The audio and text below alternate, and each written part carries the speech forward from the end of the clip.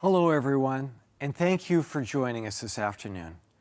I'm Randall Grove, Chair of the Foundation Board of Directors, and I have the privilege of opening the Community Foundation for Southwest Washington's first ever Virtual Philanthropy Celebration.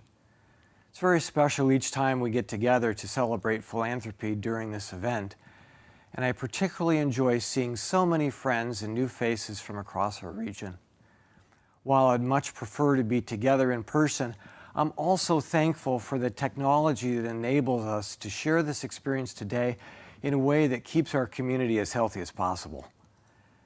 I'm also genuinely excited about what we've managed to pull together for you today. But first, let's go over this slick online platform. You'll see a number of ways to take action or follow along, the most important of which is the chat. We encourage you to chime in with words of wisdom or encouragement throughout the program. The Community Foundation team is tuned in and excited to share this time and a few typed messages with you. While our connection to one another is a bit more distant today, our connection to place is as present as ever. Each one of us has ties to Southwest Washington. No matter how long you've been here, your experience includes the people and lands of this great region. They are, we are, a part of a larger story that reflects our histories, our lives, and our futures. In this sense, we're always together.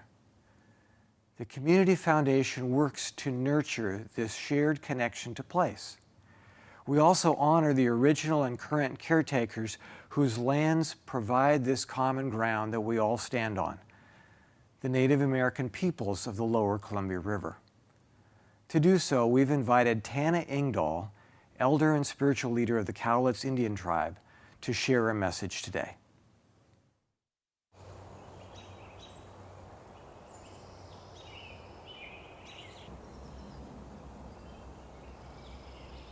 Looking out at the overlay of concrete and pavement, we must also remember what came before on the lands that were once raw earth.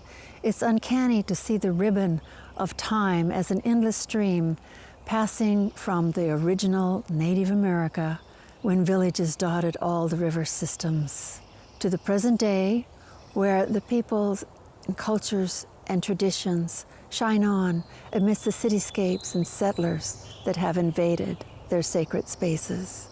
Village life on the rivers circled around the high art of trade, or the endless visitation of relatives in celebration of weddings, births, or the farewell ritual of grief as loved ones joined the ancestors.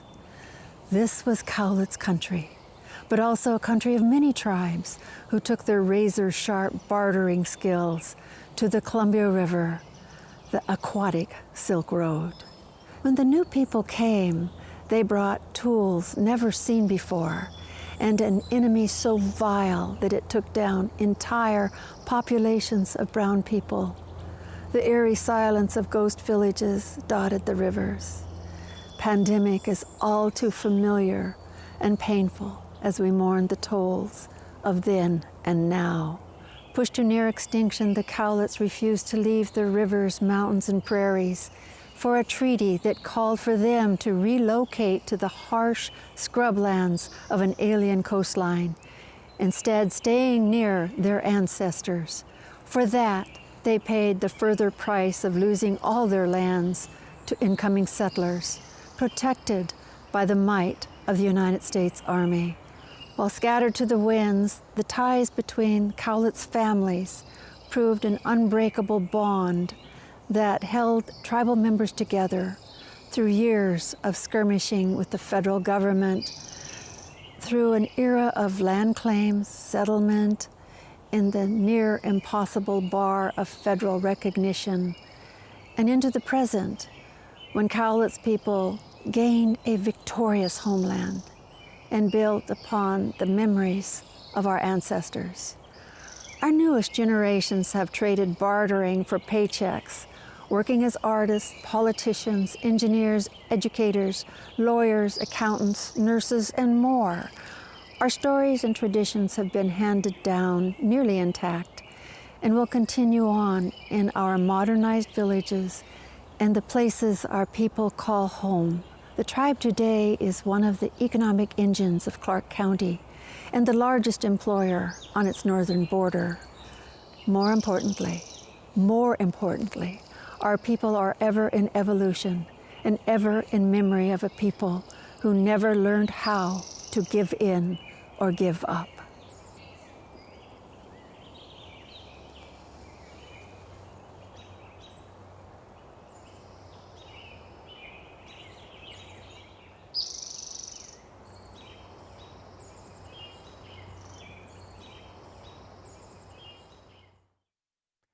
As an institution, the Community Foundation recognizes its responsibility to build trusted relationships with the tribes and native peoples of the lands on which we live, work, and serve.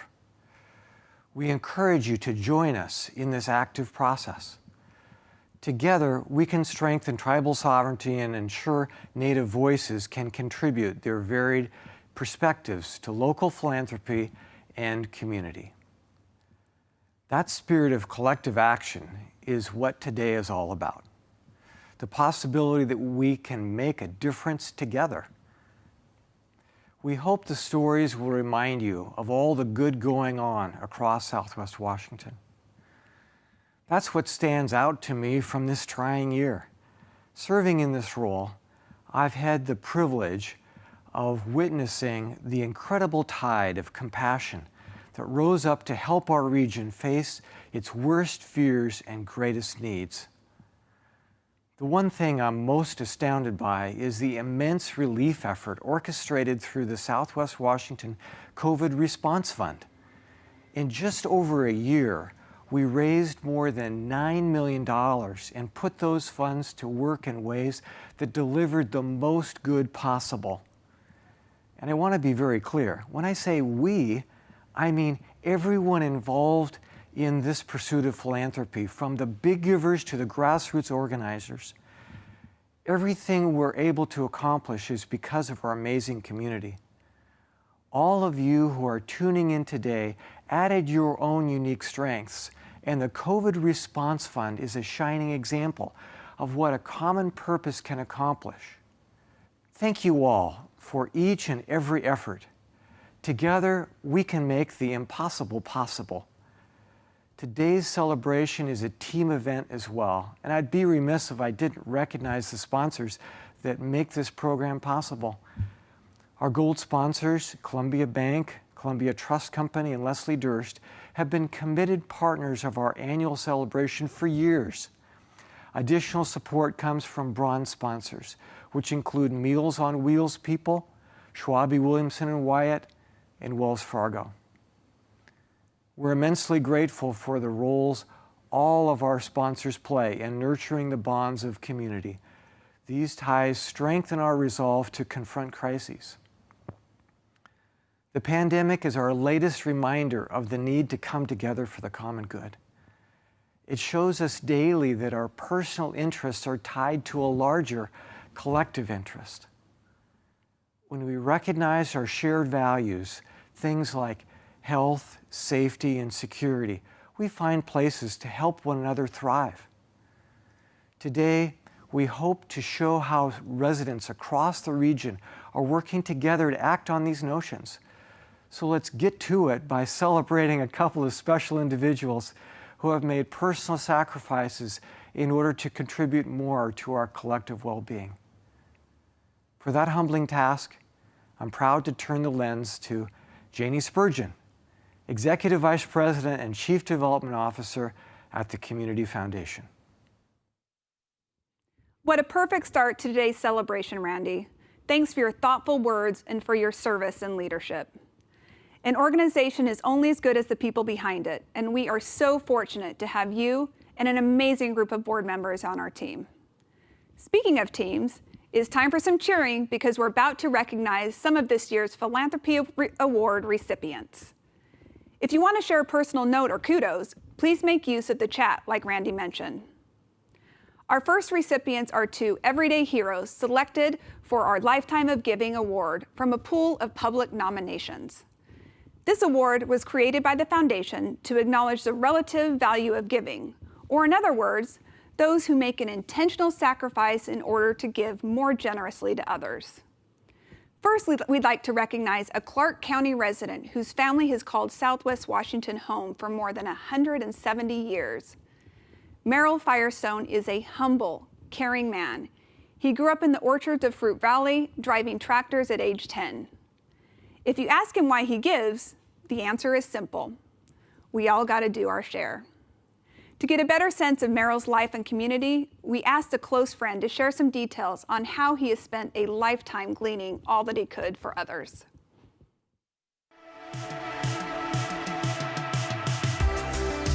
I'm Debbie Elliott, and I'm here to introduce you to Merrill Firestone, this year's recipient of the Community Foundation's Lifetime of Giving Award.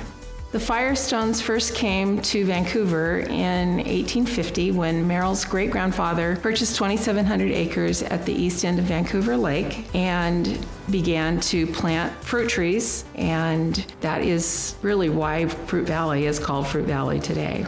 I was asked to become principal of the old Fruit Valley Elementary School in the year 2000. And at that time, the school district kind of decided we're not going to build a new school. We're going to tear that one down. Merrill primarily and his family were just so against that. They felt that it was critical that a school continue to be a part of the community, the Fruit Valley neighborhood. And interestingly enough, they also felt that we could be more than just a school. And Fruit Valley Community Learning Center came from those discussions. It also eventually included a partnership with Boys and Girls Club. So it really truly was far more than an elementary school. It was the center of that neighborhood. Merrill's involvement dramatically increased after the school was built. He was hooked and trying to make the neighborhood a better place. One of the greatest gifts Merrill gave our students and families was to set up a trust through the First United Methodist Church. Merrill's impact on the Vancouver community goes far beyond his work with the Fruit Valley Community Learning Center. It includes his continued work with First United Methodist Church and Fish of Vancouver and the development of the Ocean Park Church Camp, which he was very involved with. Merrill, thank you for all that you have done, not just for the Fruit Valley community, but the community as a whole.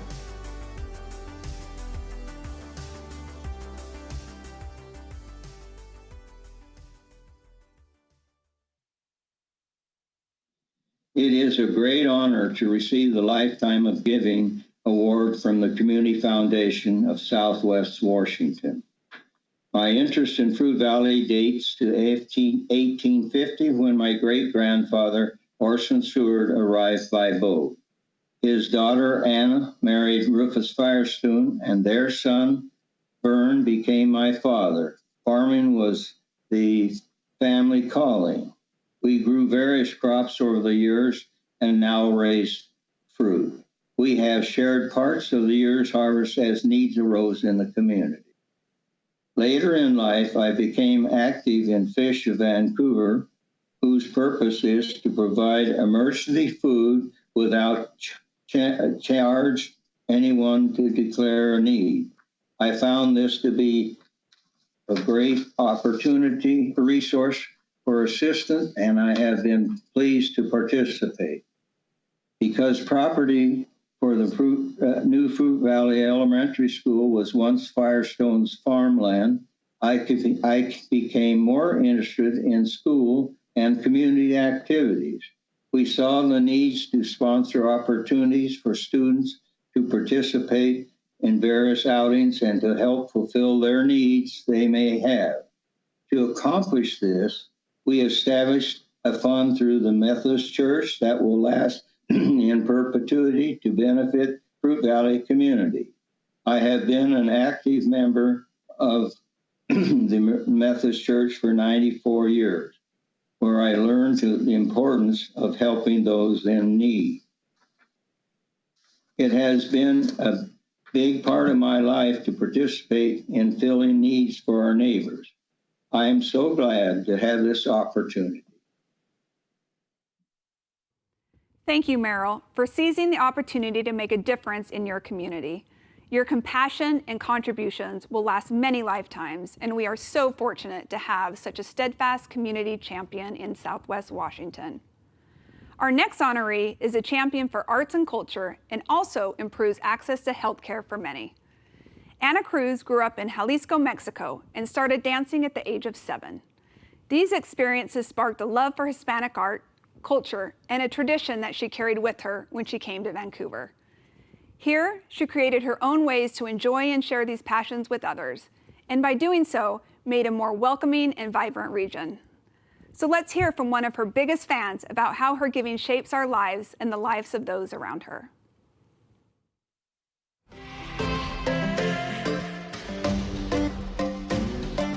It is my honor to introduce Ana Cruz as the Community Foundation's 2021 Lifetime of Giving honoree. Ana is creating a more diverse, more welcoming, and more creative community in Southwest Washington through her many activities in the arts, specifically her amazing Day of the Dead events, which she has been organizing for 10 years now. Ana's group that she's organized is called the Vancouver Ballet Folklorico, and it is an organization that works with children of Hispanic and Latino backgrounds to learn more about their heritage and ancestry, and to engage with these topics through choreography and also through other hands-on arts and craft activities related to the Day of the Dead celebrations. Ana gives of herself selflessly, generously, through the donation of her time to the Vancouver Ballet Folklorico, and also by securing giving partners who provide funding so that there are no economic barriers for children and families to participate in arts education and cultural events. Through grit and determination, she has grown her Day of the Dead celebrations from small events hosted by friends to large community-wide events hosted by the Vancouver Library and other organizations. After I met Ana through the Day of the Dead celebration, I learned about all the other amazing things she does within the community. So in addition to being an extraordinary artist and a tireless educator and mentor, Ana works for the Clark County Health Department for the ABCD program, which is Access for Babies and Children to Dentistry. And she works for Peace Health as a childbirth educator for Spanish-speaking families. Ana also volunteers in a variety of capacities for her faith community, St. John the Evangelist Catholic Church. Ana is also the proud mother of daughters who are inspired to be like her as they grow up. Thank you, Ana, for the beautiful arts and cultural events that you provide for the community and for being a tireless volunteer to the many organizations you serve.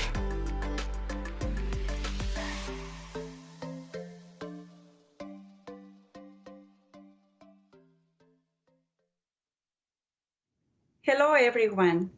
It is a true honor being a nominee, and it is with sincere admiration that I salute the Community Foundation for Southwest Washington for pressing forward to support individuals and organizations through our world pandemic and for making this beautiful day possible. The Lifetime of Giving Award has come to me as a motivational milestone, an opportunity to very sincerely embrace my family for always being there for me.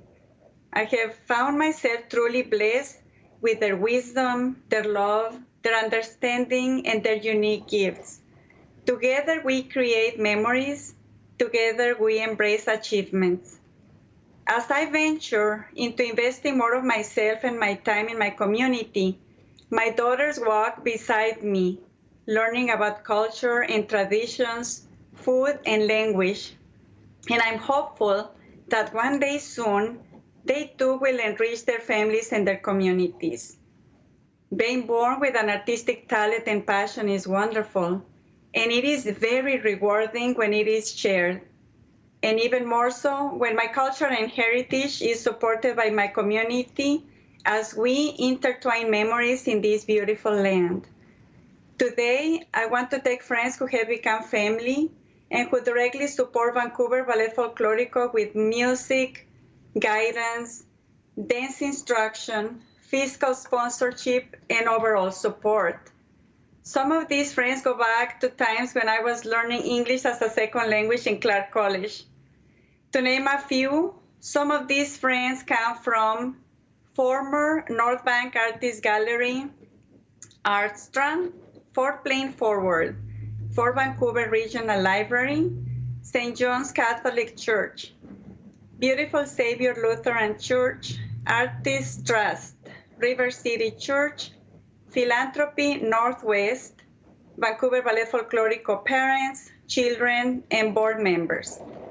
Through my 25 years living in Vancouver, many people have supported my dreams. Thank you from my heart to every single one of you. And finally, yet importantly, one special person I want to include, my inspiring artist friend, Marta Maku. I'm forever grateful for your beauty, your love, and your encouragement. It is with deep gratitude that I accept the Lifetime of Giving Award. Thank you for supporting me so I can continue to do what I love to do. Thank you, God. Life is beautiful. 1,000 thanks. Mil gracias. Many thanks to you as well, Anna. We are in awe of the inspiration you spread and look forward to experiencing the benefits of your gifts long into the future. It's people like Anna and Meryl who remind us of the immense contributions we can all make in our communities. However, while our individual actions are important, both of these honorees will attest that their impact would be much less without the support and involvement of many others. As we have shown, individuals can make a difference, but together we can do even more. To dive a bit deeper into how we can work together to create big impact, I'm happy to welcome Jennifer Rhoads to the screen. Thank you, Janie, and good afternoon, everyone.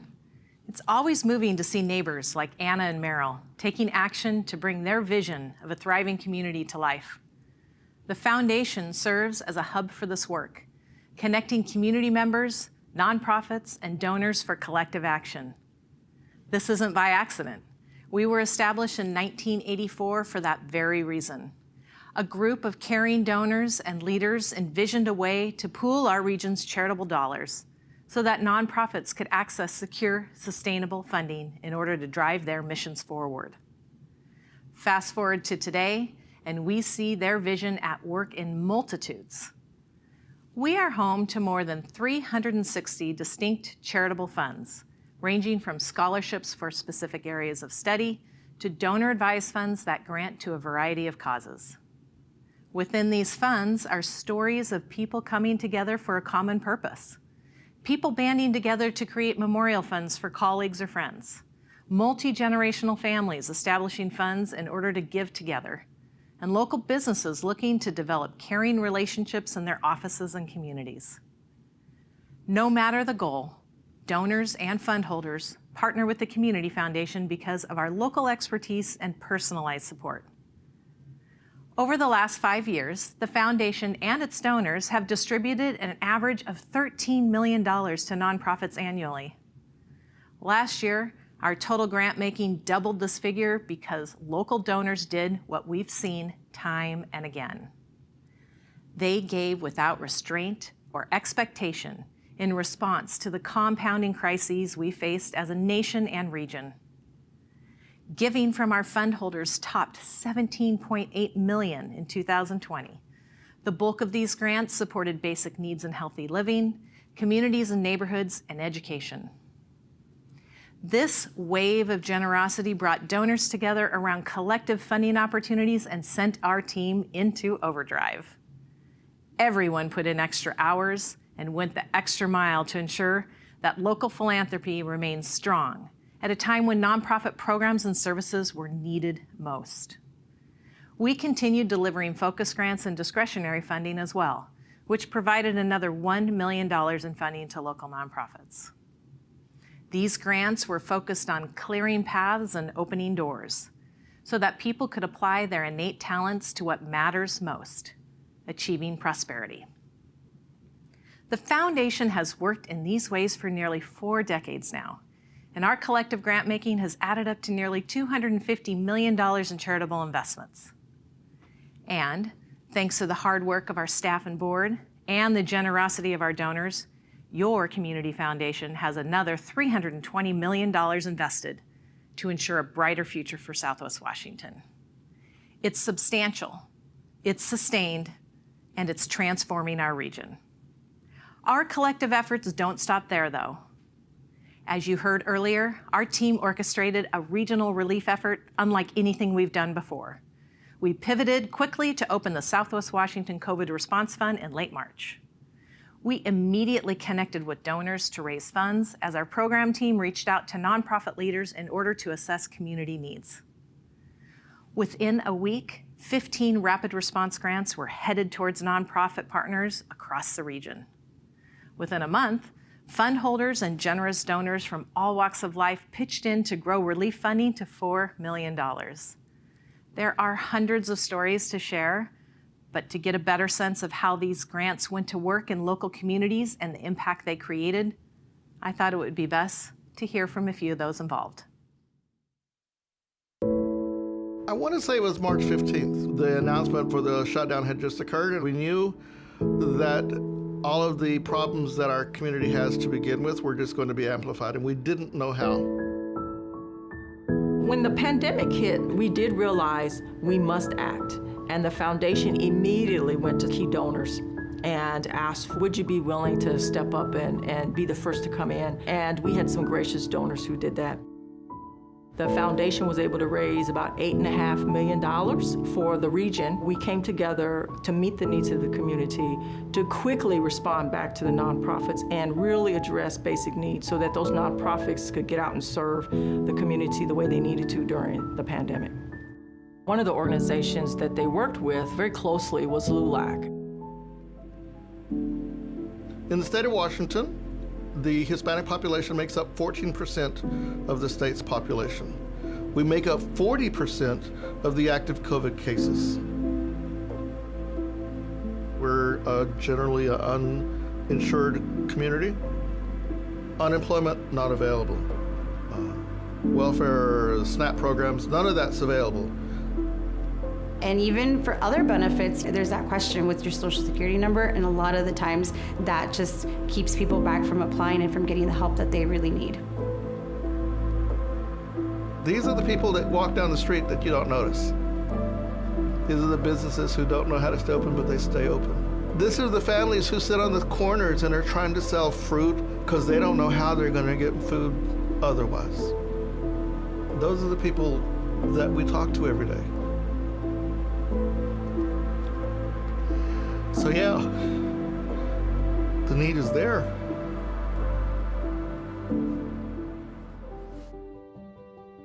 We reached out to the Community Foundation, and they were fast and furious at getting us what we needed. Their funding allowed us to create a fund specifically for our undocumented and migrant communities that we call the COVID-19 Immigrant Relief Fund.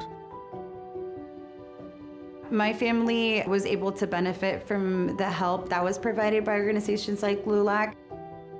They were able to use those funds to make sure that, rent was paid, the electricity was paid, and they were able to stay in their homes. LULAC was key. Not only were they advocating with public health about the need to reach the diverse communities, particularly the Latinx community, they did a lot of partnership to do rental assistance, help with access to food. They worked with public health very closely to help mobilize some mobile vaccine clinics. The foundation has really embraced the concept of trust-based giving, and that has been key with dealing with this type of emergency pandemic. I've never had such an easy process as I have with the Community Foundation. It begins and ends with a conversation with them. What are you trying to do? What do you need? How can we help? And that's kind of the process. Community Foundation also provided funds so Fourth Plane Forward could help businesses along Fourth Plane.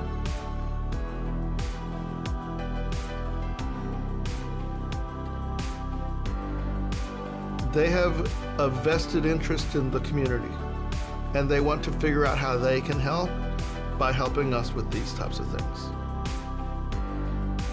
So the foundation is successful because we have such strong collaboration and partnership. The foundation's role, but also working very closely in a collaborative way with our community partners, has been key. And it will continue to be key if we're going to make any meaningful change in our community. One of the unsuspected outcomes of this COVID-19 pandemic was the collaboration between other organizations and ourselves. And had it not been for the Community Foundation funding what we were doing, we couldn't have done the work that we're doing now. We're in the process of starting our strategic plan and really looking at using that equity lens to say, where do we want to be in the future? And we've done some good work, and let's honor and appreciate the good work we've done, but let's now take it to the next level.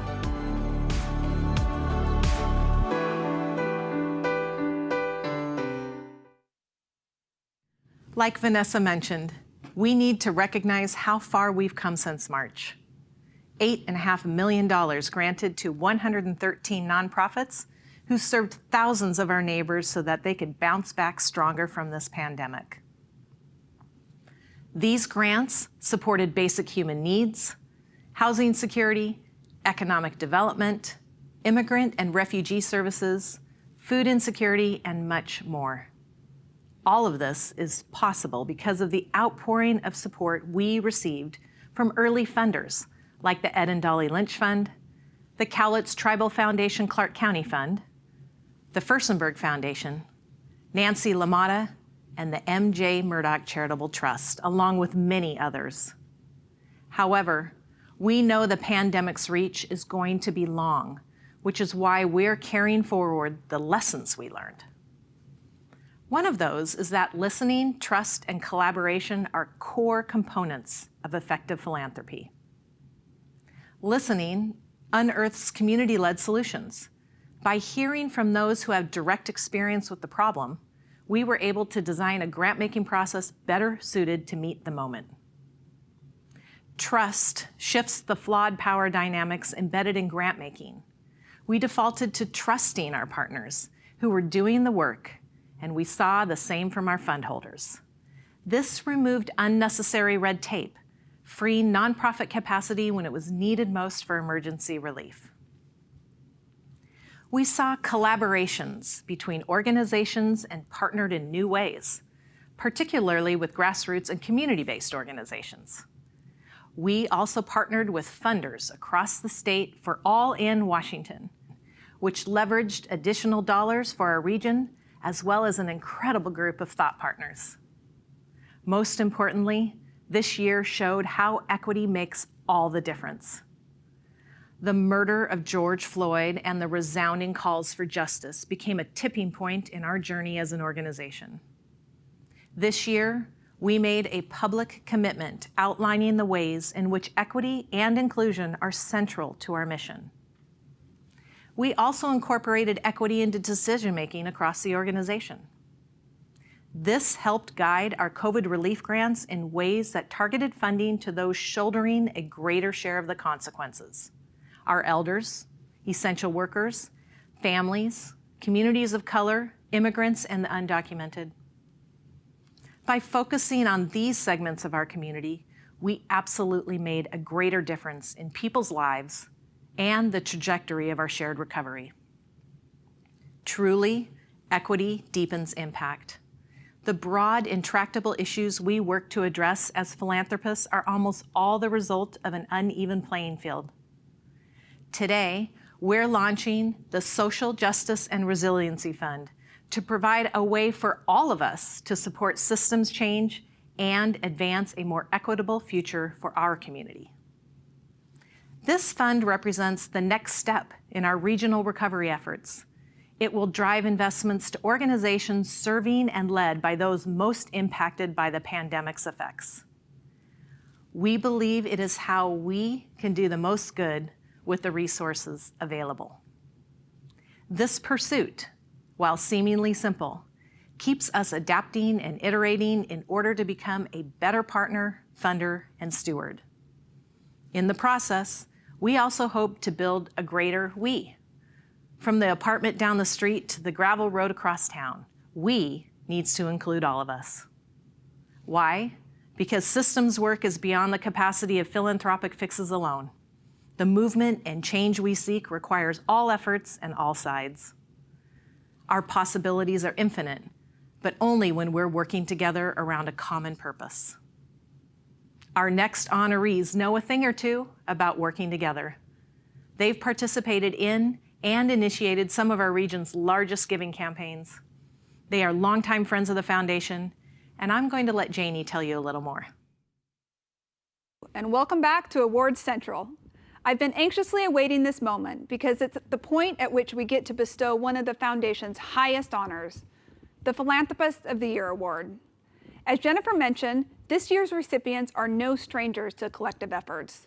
They have contributed to large-scale campaigns like the one that launched the Unity Center for Behavioral Health and seeded one of OHSU's fastest-growing campaigns to date. The geographic reach of their giving is also broad-based, touching many of the communities in which they've lived and worked in across the Northwest and beyond. All told, their efforts have engaged and benefited thousands and is set to impact countless others in the future. Through their philanthropic vision, exemplary leadership and impact, Gary and Christine Rhoads represent the spirit of this award, and it's our pleasure to recognize them. And since it's hard to quantify giving of this magnitude in just a few words, we've decided to ask a few questions to someone who has worked alongside them to make their charitable goals a reality.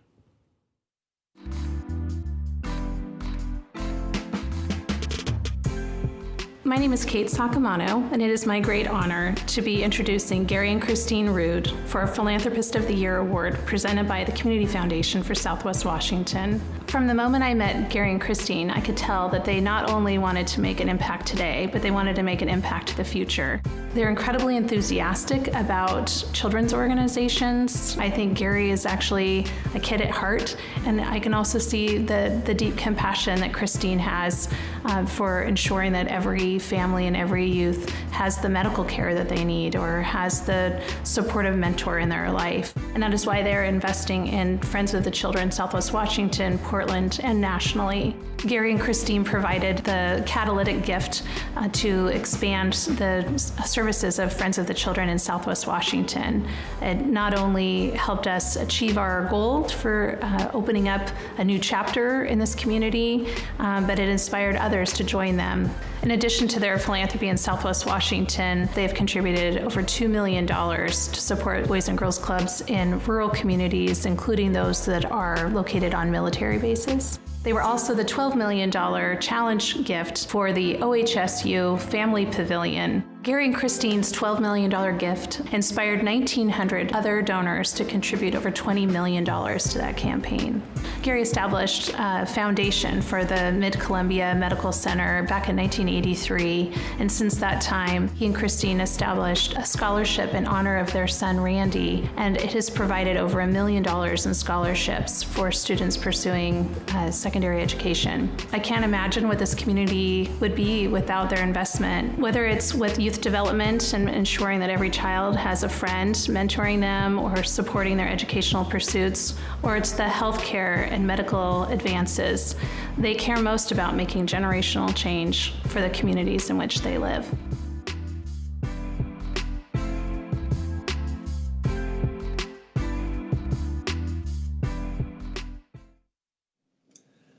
Christina and I would like to thank Jennifer and everyone else that has been associated with the Community Foundation for this award.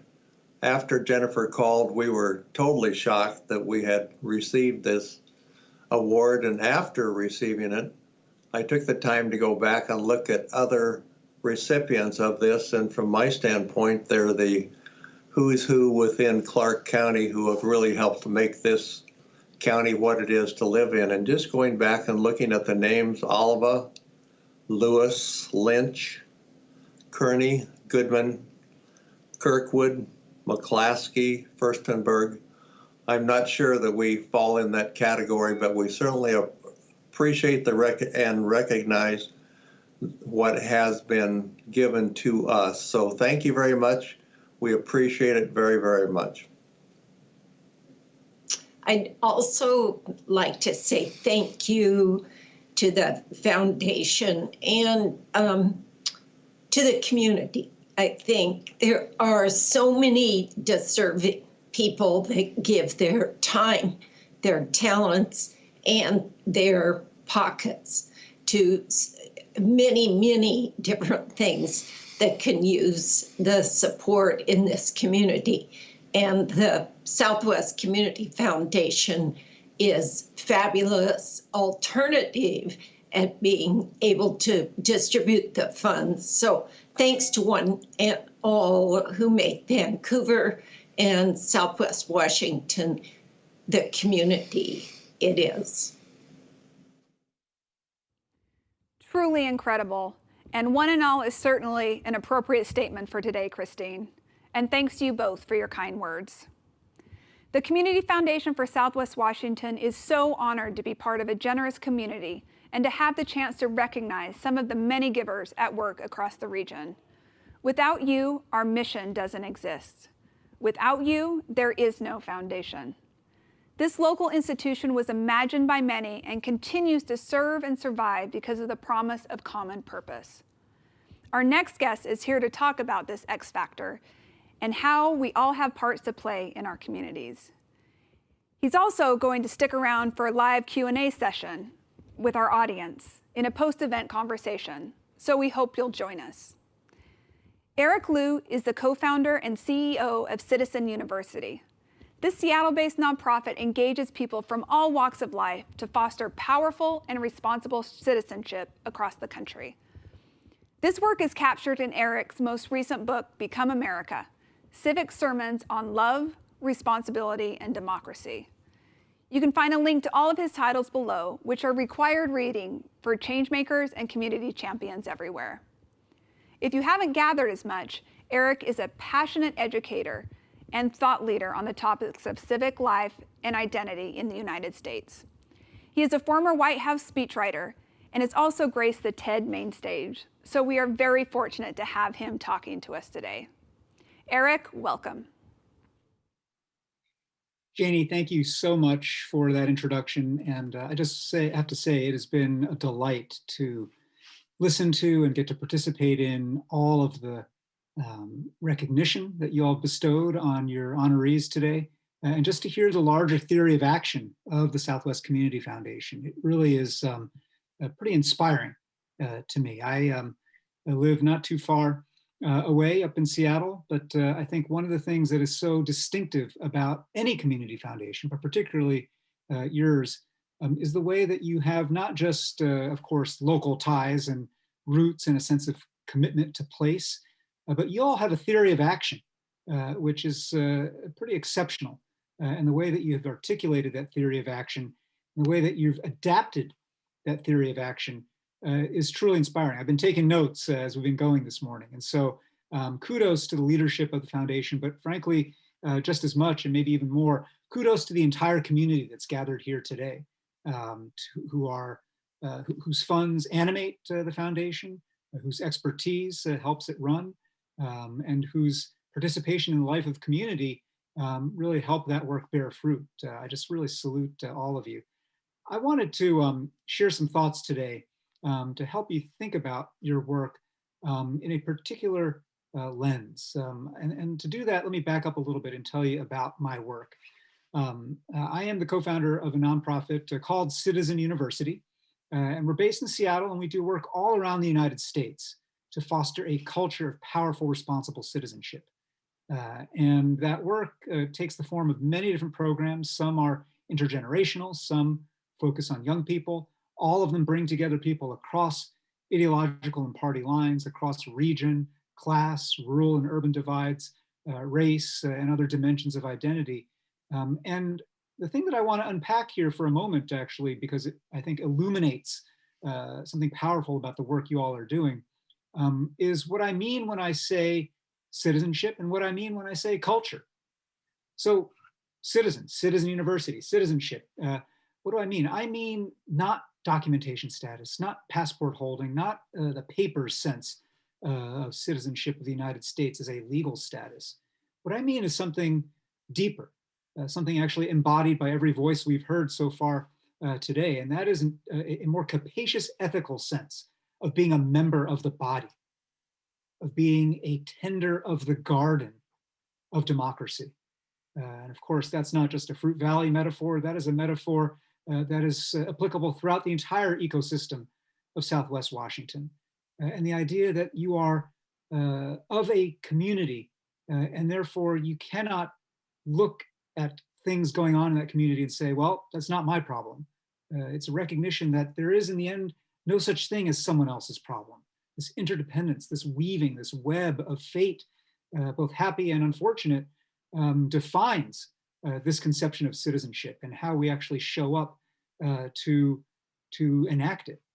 When I say culture, I want to unpack that word too, because culture for us is something that is really important in our work at Citizen University. We live in a time right now, you pick your landmark event of the last 1 to 3 to 5 years, the murder of George Floyd has been named, the insurrection at the United States Capitol on January 6th.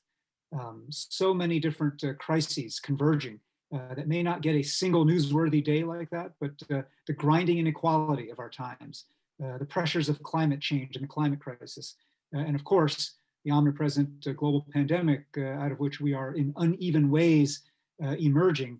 But even as some of us begin to emerge, we begin to see more clearly the cost and the toll that it's taken on every community and society. And in a time like this, it is natural to think about structural change, structural reform, changes to law, to policy, to regulation. And I cut my teeth on structural change. I spent a lot of time working in government and policy and politics, not only in Washington, D.C. and the other Washington, in the federal government, but also right here in Washington State. I served on the Washington State Board of Education. I was a longtime member of the Seattle Public Library Board of Trustees. I co-founded an organization here in Seattle devoted to gun responsibility, the Alliance for Gun Responsibility. I co-chaired the Seattle School Levy many years. And frankly, though my resume might highlight the time that I spent in DC, the greatest portion of my education as a citizen has happened here in our state. And so when I think about structural change, that's something I know about. But it's precisely because I've spent so much time in that arena. And precisely because I think, as we all know, whatever party you may belong to, that arena is sick right now. But I've come to realize that structural change, as crucial as it is not the entire ballgame. That actually culture precedes structure. Culture, by which I mean the norms, the mindsets, the attitudes, the values, the myths, the narratives that we all hold together that give us a sense of who is us, as Janie was saying, a bigger we. Who is this we that we speak of in We the People? Who do we imagine being in it? Who are we right now? That is a matter not of law, that is a matter of norms, that is a matter of culture. And culture shapes the frame of the possible in structure. And so I really want to emphasize today how so much of the work we've got to do together is around culture change. At Citizen University, we think about citizenship through a simple Mach equation, which goes like this: power plus character equals citizenship.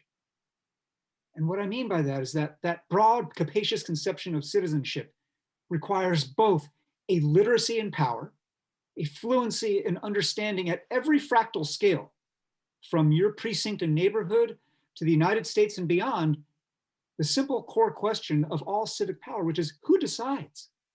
Who decides? Who decides whether that school that Merrill Firestone helped not only save, but transform into a community center? Who decides whether that school should be closed or not? Who decides whether there should be funding and COVID relief for our undocumented friends, neighbors, family members? Who decides? And in most of American life, most people have a generic answer to the question, who decides? And the answer is they. I can't believe they decided to do X or Y. I can't believe they are making us do this. I can't believe they can't decide what the deal is on masks or not masks. But anybody who spends any time thinking consciously about power recognizes that in the United States, in a democracy, there is no they. They is a cop-out. There are only various permutations of we. And we've got to learn how to write ourselves into a bigger we that is fluent in power, that understands what power is, who has it, who does not, why that is, and how we circulate power more broadly in a community. And when I speak to those of you in the community of a community foundation, on one level, I'm preaching to the converted. What are you doing in philanthropy except circulating power? But I think that you have a special responsibility right now, because so much of the change that has to happen in our culture is not going to happen top down. You can switch presidents, you can switch governors, you can switch high level policymakers. But what is sick in the United States in our atomized, short-term thinking, hyper-individualistic, materialistic culture, what is sick in our culture is not going to be solved by a single elected leader. What is sick in our culture is about us taking responsibility, not individually, but collectively. And the ways that you are modeling that at the Southwest Community Foundation, not only on issues of racial justice and equity, but on all kinds of issues, on weaving together that bigger sense of we, that is what it means to become literate in power. But power is only one half of the equation. If all you do is study and become super fluent in how to move people and money and ideas and the government to get what you want, and that capacity is completely untethered to any moral core or ethical framework, then all you are is a really skilled sociopath. Let me tell you, we live in a time of really skilled sociopaths across party lines, in our business communities, in our celebrity culture. That is another deep part of the sickness of American life right now. And that's why the second half of this equation, the character side of the equation, becomes so crucial. And by character, I'm not talking about individual virtue. Again, one of the things about American life, and especially, frankly, in a place like Southwest Washington, which isn't just about the big cities like Vancouver, but all the smaller towns and the rural areas and the places being changed, the places feeling unheard in our country. It's in a lot of these places that we have all fallen prey to the mythology of the rugged individual, that I alone, like some cowboy from some movie, can just fix everything myself, self-reliance above all else. We know that is a myth. We feel that is a lie. And the COVID pandemic, what I call Professor COVID has unrelentingly taught us that over and over again, that there is no such thing as a self-made man or woman, that in the end, our fates are entwined. And so what I mean is not individual virtue, diligence and persistence and grit. I'm all for those things.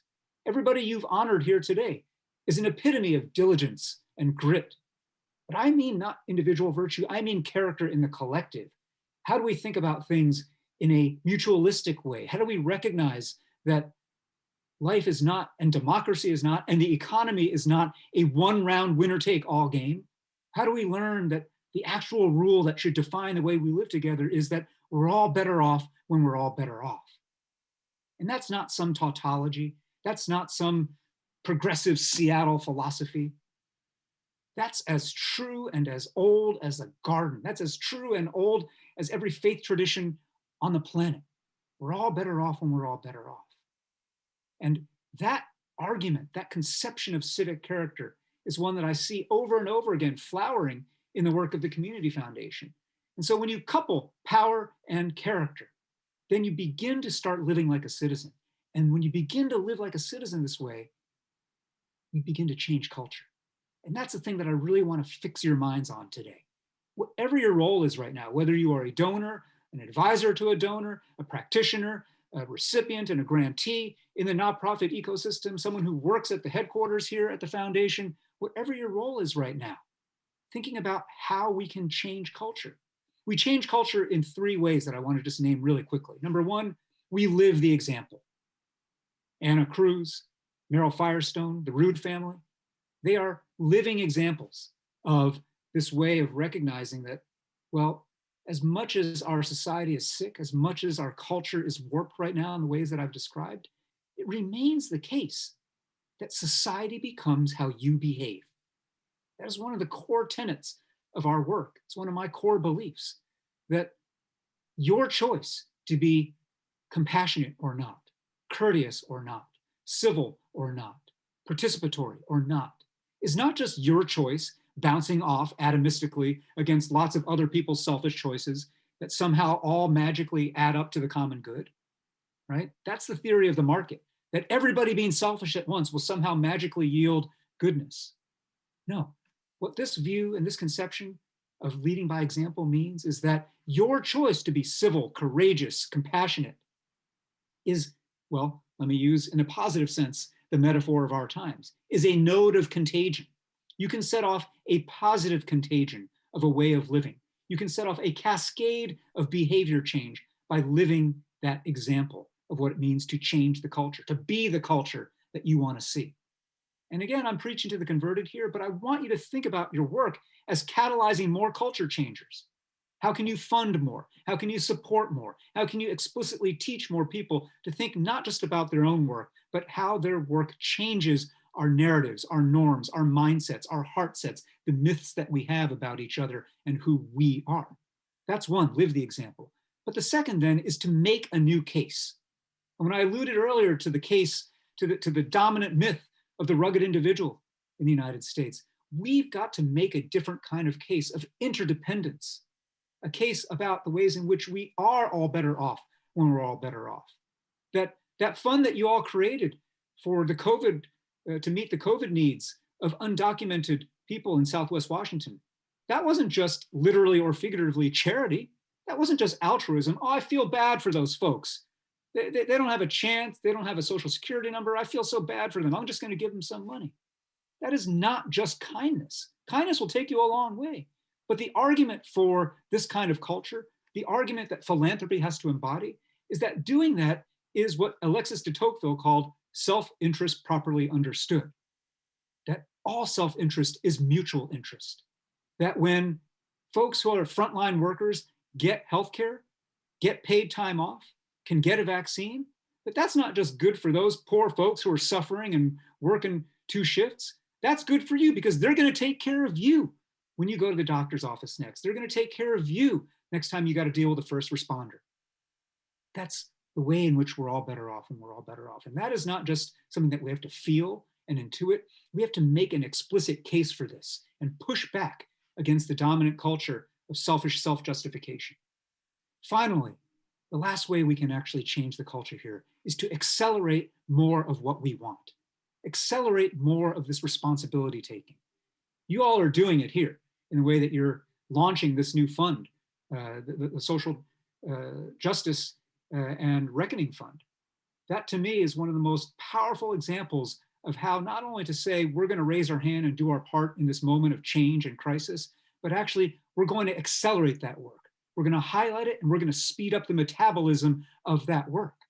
That kind of responsibility taking is itself contagious. And I will tell you, I know this not theoretically, but because in our work at Citizen University, we're working with a growing number of community foundations all across the United States. And one of our core programs is something called the Civic Collaboratory, where we have basically created mutual aid circles of practitioners and civic innovators from all over the place, all different kinds of backgrounds, who don't just come together to meet and network and exchange information. They do all of those things. But what they do is every time they meet, they take turns presenting to the full group a project they're working on, an initiative they're trying to launch. And what the rest of the group has to offer is not critique, not commentary, but hard commitments of help. And why would you do that? Why would you make commitments to someone you might have just met at that meeting? Because in the best possible sense, in the Ben Franklin sense, in the sense that goes back, frankly, to the Native communities we heard from at the very beginning of this gathering today, what goes around comes around. And that sense of mutuality, of reciprocity, is something that we try to practice in the Civic Collaboratory.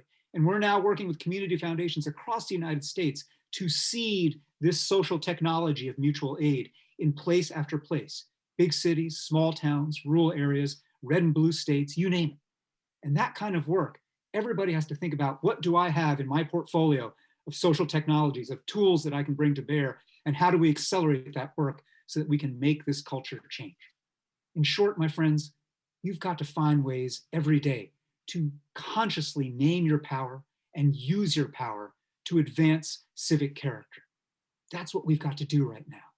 No one's going to come save us. No big foundation, no big elected official, no big corporation. We are the ones who are going to make our country work.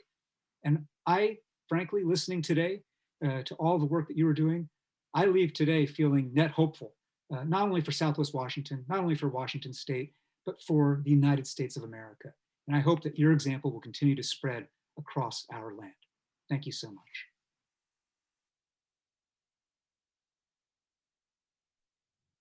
Eric, thank you for that powerful message. There are so many ways we can engage as members of a community, including philanthropy. Modern philanthropy, as we know it today, has been around for more than a century. It has done much to improve the world as a whole and our lives as individuals. In fact, you'd be hard-pressed to find someone who hasn't benefited from the public institutions and systems that philanthropy has shaped. Yet, there is always room for improvement.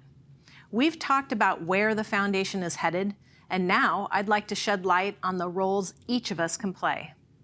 To quote Darren Walker, president of the Ford Foundation, "Now is the time when philanthropy should include and listen to more voices, perspectives, and people. Because as powerful as philanthropy has been, and as wonderful as generosity is, we have an even bigger obligation to deliver justice." In these words, Walker is challenging us to take a deeper look at our giving, one that examines the systems that perpetuate the ills we aim to address. A person can quickly feel that this work, the work of justice, is too much to take on. But together, we can address the root causes of poverty, homelessness, hunger, and so much more. It requires giving, learning, organizing, and advocating, and it requires all of us. Whether you are just learning about the Community Foundation or have been giving in this community for years, maybe it's both. No matter your place in life or in your community, we can all engage in the work of creating a more just world. As we heard from Eric, this goal benefits us all. But in order to have a chance at this future, we need to address the divisiveness head on. We need to listen courageously and get to work in our communities. This is how we come together, and together is the only way forward. Thank you. With those parting words, our virtual philanthropy celebration concludes. But as I mentioned earlier, there's still more to come. In a few minutes, Eric Liu will sit down with our very own Esra Khalil to discuss the power of common purpose and what we can do as citizens to find and nurture common ground. We encourage you all to join the conversation and submit your questions through the chat. Our team will be passing them along to Eric and Esra so that we'll have a rich discussion reflective of our audience and today's topics. This Q&A session will begin at 1:10 p.m., which should give you a quick moment to reflect and recharge.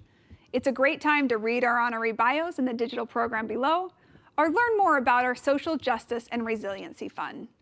No matter how you spend it, I look forward to meeting you back here shortly so we can all explore ways to make Southwest Washington a better place for everyone.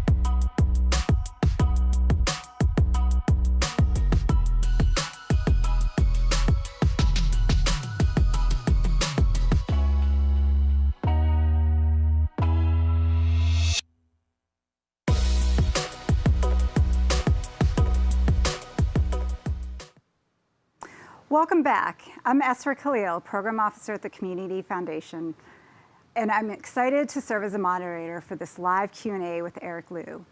We'll be talking about what we can do as citizens and donors to find and foster common purpose. It is our hope that you will help frame and guide the conversation as well.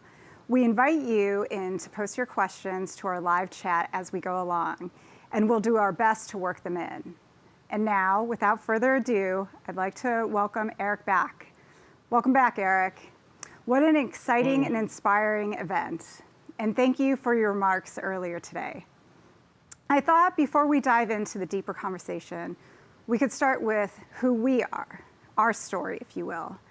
I'm a second-generation American myself. My parents were born and raised in India and immigrated to the US in 1965.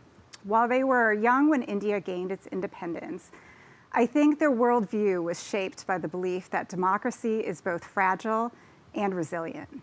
Growing up, my parents emphasized the responsibility of being an American. And I will admit, it confused me in my younger years when my father would consider himself a patriot. He defined his Americanness in his actions. Voting was almost a sacred act to him, and he volunteered with the census mobilization efforts for over 2 decades. When I was younger, I thought it was almost naive to have a devotion to a country and a system that wasn't really built for you. But my thinking has evolved. I understand now that very devotion by everyone is exactly what it means to be an American. So to start the Q&A, I'm wondering how this aligns with your own experience and your vision for Citizens University. Thank you so much, Ezra, for that both introduction and your own story. I too am the child of immigrants. I'm a second-generation American, and my parents were born in China, and during a time of war and revolution, ended up in Taiwan, and then came to the United States in the late 1950s. And one thing that I think that whole path did to shape me was it created this unspoken sense in my home growing up that they had done the heavy lifting. They had made the great sacrifices, made the hard choices. And what I'd done was to have the dumb luck to be born here, to be born in the United States in the latter part of the 20th century at a time of peak American power and influence. And I think there was an unspoken and eventually spoken sense of what are you going to do to earn it? What are you going to do to make this choice worth it? And so I think what you said resonates with me a great deal. My parents similarly came to appreciate what was distinctive about the society, even as they were very clear-eyed about the ways in which our culture, our institutions, their workplaces were not always immediately welcoming to them. What they imprinted on me was this will to claim, this idea of this is our country, this is my place, this is the place that I can call home. And with that claim comes a great responsibility. It's not an entitlement. It's actually the willing acceptance of a burden. Because to me, you use the word patriot and patriotism. To me, true patriotism is not chest-thumping jingoism, we're number one, rah-rah stuff. True patriotism is recognizing that there is something distinctive and exceptional about the promise of America, the creed of our ideas and ideals. In India and in China, 2 other great nations of massive populations, there is no Chinese idea. There's no Indian creed of what it means to live like a citizen. And for better and for worse, we have such a stated creed. Now, we haven't yet lived up to that creed for all people. We haven't actually delivered liberty and justice for all. We've delivered it for some for a long time. But I think true patriotism in that context is about trying to close the gap between that creed and our deeds. It is about recognizing that when things are going right in our country, we got to keep them right. And when things have to be set right, we have to do that and push. And so I think that is true, certainly in national politics today. But again, if there's one theme that I hope people took away from my remarks is that where this stuff is actually going to happen is at at the community level. People taking responsibility for closing that gap between creed and deed in Yelm, in Vancouver, in Shelton, and other parts of Southwest Washington, where people can look around and say, hey, we promise this, we profess to have equal justice under law, we profess to have equal protection of the laws, and I'm just walking past people who are getting screwed every day of the week. That's not okay, right? And I'm going to take responsibility for closing that gap. So that's how I was shaped a lot by being the child of immigrants. Thank you for that. I definitely agree. Closing the gap between what we say we believe and what we do is so crucial and critical. Thinking back to a little bit of what you talked about in your remarks today, you talked about culture preceding structure. And inherently, it makes sense that laws and policies are merely expressions or reflections of society's dominant beliefs. So what can we do as a sector, as the philanthropic sector, to create a shared understanding of our country's history and use the shared understanding of the consciousness that created our current systems to address some of our most complex social issues? That's a great question. I mean, let's take stuff that's straight from the news today, the raging debates about how American history is taught in our schools right now. What an institution like the Community Foundation of Southwest Washington could do is actually say, look, this is divisive and there are people in our region who have different views on this.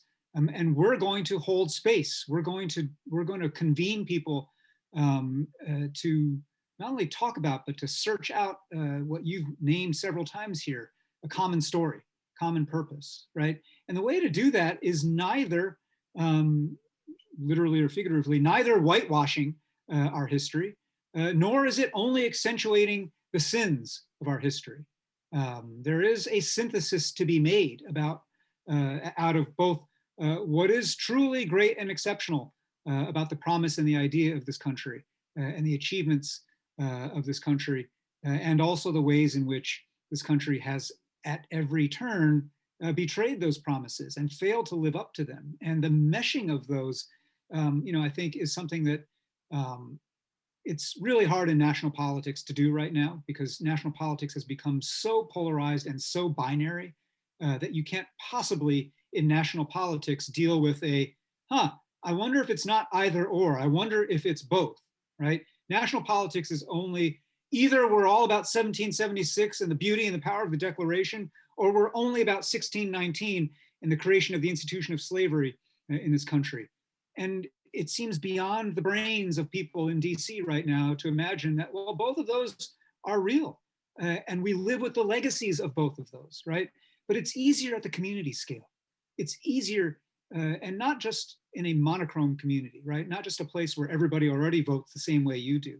At a scale of something like Southwest Washington, you're a purple region. You can get people of different instincts, different takes, different reflexes about who the us is, who we are, and what stories should be told. And I want to mention there's a project that I've been involved with, the American Academy of Arts and Sciences. Last year launched a report that is called Our Common Purpose. And Our Common Purpose is the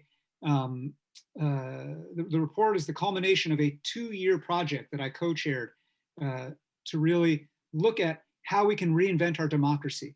And one of the core recommendations we had in that report was to have a big nationwide initiative on telling our nation's story. And to me, that has to happen in a place-based way. Let's tell our nation's story. The way the land acknowledgement began today was not just the pro forma land acknowledgement, we recognize that we operate on such and such tribal land, but actually a telling of a story, actually the hearing of voices from those tribal communities and the weaving of the spirit of that voice into the larger story of the peopling and the settling of different parts of this state. And so how we tell our story is something that philanthropy can actually use its power to invite people into that space and to do it in a way that is, you talk about trust-based philanthropy. This is trust-based civics. This is trust, building on bonds of trust and getting people in a room to rehumanize each other so that we can deal with the hard stuff. Philanthropy's got to lean into that right now because we have a real shortage of leadership in other institutions able and willing to do it. You know, that leads me to think about a great quote from Teddy Roosevelt, where he warned, and I'm going to paraphrase here, he warned that democracy would be under the greatest threat if people in different parties or sections or regions began to view each other as the other rather than common American citizens. As polarization amplifies, like you alluded to earlier, this feels very much like the place we're in now, dug into these ideological tribes. So how do we, what are some tangible strategies? How do we move from this place of seeing each other as the other and just really begin to see each other? Well, I want to tell you about two programs that are in our work that are about trying to rehumanize the other in our political and civic life. And the other might be an ideological other, a partisan other, or it might be a racial other, or it might be a social class other. But one of the programs is something we do at Citizen University, and it's called Civic Saturdays. And Civic Saturdays are gatherings that are essentially a civic analog to a faith gathering. It's not synagogue or church or mosque, but it has the arc and the flow and the feel of a faith gathering by design. Because what we're trying to do is invite people who are strangers to one another to come into a space, whether a physical space or during the pandemic, it's been on Zoom, and again, rehumanize each other. We don't start by diving into the hot button political debates of our time. We start by meeting strangers and talking about hard, universal, rehumanizing questions. Questions like, who have you failed recently? Who do you feel responsible for? What are you most afraid of right now in your community, right? And these questions cut right past small talk. They cut right past the kind of, they make you disarm in a certain way. And then from there we sing together, which is the thing we don't get to do enough in American life. We actually share our voices together. There are readings of texts drawn from throughout the traditions and storylines of this land. Someone will deliver a civic sermon to try to make sense ethically and morally of the challenges of this moment. And then people at the end form up into what we call civic circles, where they, again, take responsibility together for what they could do individually and collectively for what's broken in their community. And Civic Saturdays became such an exciting and an appealing phenomenon that people started asking our team to lead these gatherings for them in their communities. And that was super not scalable. And so we created a program called the Civic Seminary to start training catalytic people from communities all over the United States to lead these gatherings for their own communities. We've had several in Southwest Washington, actually, in Vancouver and Portland, and in the Portland area, and other communities there. So that's one, creating new shared civic rituals where you can invite people in to take a break from their usual flow, to get off the social media scroll and actually be in the company of others and try to figure out what we can do together. The other one is a project that we're doing out of the Aspen Institute, a think tank in partnership with an organization called Facing History and Ourselves, which, as the name suggests, is a great education nonprofit focused on the moral choice-making skills of young people. And this is a project called the Better Arguments Project. And I encourage you to look both of these up, Civic Saturdays and the Better Arguments Project, because the Better Arguments Project goes straight to your question about how do we make sure we don't otherize other people. And what it recognizes, even as polarized as we are right now and as divided as our politics may be and toxic as it is, we don't necessarily need fewer arguments in American civic life. We just need less stupid ones. And less stupid ones means arguments that are rooted not only in a knowledge of our shared history, but arguments that have greater emotional intelligence, that are recognizing that you are not just someone, you're not just a lib I'm going to own or a Trumpy person who I'm going to mock. You're a human, and you are moved by fears, wants, needs, yearnings, a story of yourself in which you want to be the hero. And my obligation as another human is to try to understand that. I don't have to agree with the implications of your story, but I need to understand that and own that. And better arguments begin with that. And so we've created this project that is really a set of methods, a set of principles and skills for how actually to have better arguments. And it begins with recognizing that it's okay to argue. America is an argument. All of American civic life is meant to have us in perpetual tension and disagreement about strong local control versus a strong national government, about liberty and freedom on the one side and equality on the other side, about a colorblind versus a color conscious approach to law and the Constitution, about the pluribus and about the unum sides of our national motto, right? These things are perpetually in tension. And it's not only okay to argue, we should know how to argue. We should know our own minds and know our own hearts and be able to understand someone else's mind and heart on these questions. And so those are just two examples of work that we're doing. But the good thing is we're part of an ecosystem. Citizen University is part of a broader growing ecosystem of organizations all around our state and all around our country, of people sprouting up from the grassroots, trying to solve this problem of dehumanization and hyperpolarization. And so if you don't like the sound of those two, a thing that Community Foundation of Southwest Washington can do is create a roster and a catalog for people who live in your region to find their own versions. There's organizations like Braver Angels, Living Room Conversations, Listen First, all these organizations that are teaching variations of the same theme here. And we all have to take our piece of responsibility for that change.